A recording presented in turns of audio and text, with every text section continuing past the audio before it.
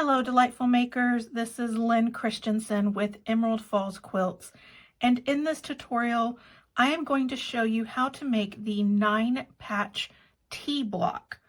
This block is not super difficult, but it is a chance for you to practice some of your skills that are really important in quilting.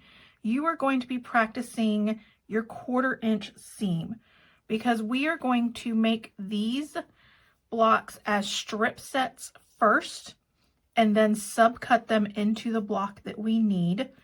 And if you don't have a good 1/4-inch seam, then this block will end up being too small or too big. And then we will practice our sew and flip to make these little points. So this is not really a difficult block, but it is a block that will really give you some great skills to work on. And it's a really cool block for repeating patterns in quilts. You will cut your pieces according to what is in the description below. And there is also a coloring sheet that you can get by subscribing to my newsletter. That coloring sheet link is also in the description below. So let's get started making this block. The first step will be to sew the strips. You're going to sew 2 D strips on either side of the B strip.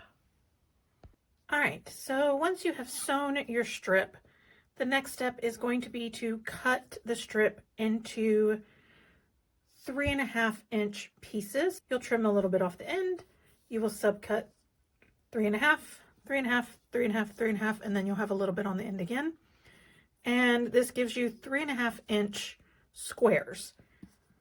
If you need help cutting your strip sets, there is a tutorial linked below that will show you how to cut them with just a regular ruler and with the Stripology ruler. The next step is going to be to create the points. So you're going to draw a line. You might not be able to see it very well, from corner to corner. And then you're going to place it in the top corner like this, going from the bottom left to the top right, and you will sew on that line. All right, so we have sewn on this corner, and the next step is to take another A square and we're going to sew it onto this corner. So it's almost creating a little flying geese type shape at the top. And we will do that for all 4 of these pieces. All right, so the next step is to create our rows, and we are going to sew C onto either side of the strip points, and then we're going to sew 2 strip points on either side of E, and then we're going to repeat this with C on either side of the strip point unit.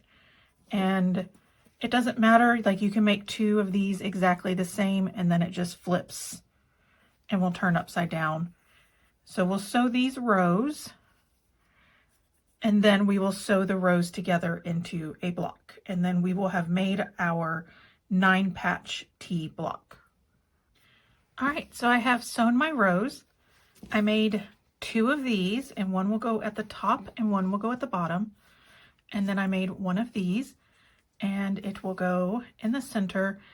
The top and bottom rows press towards the dark green, and the middle row presses towards the light green, or light teal and dark teal, whatever your colors are. Basically, they're pressing towards the just plain square. And we will sew these rows together. All right, so here is the 9-patch T block all finished. So if you did a really good job with your 1/4-inch seam, then these little guys, these strips, would have been perfectly 3.5 inches wide. And then practicing your sew and flip, you should have a 1/4-inch from this point to the raw edge of the fabric, because when you sew in the 1/4-inch, then your point will be covered like that. This is a great block that is very versatile. You can even flip it and do dark for the tea and light for the background, and it gives it a completely different look. And this is also a really cool block to put on point. So if you sew it on point, which is when you turn the block 45 degrees so it's a diamond, and then sew all the blocks as on point so it makes diamond shapes around it, it gives you this really cool shape in the center there. So I hope that this has given you some tips and some things to practice in your quilting journey. Now go make something beautiful.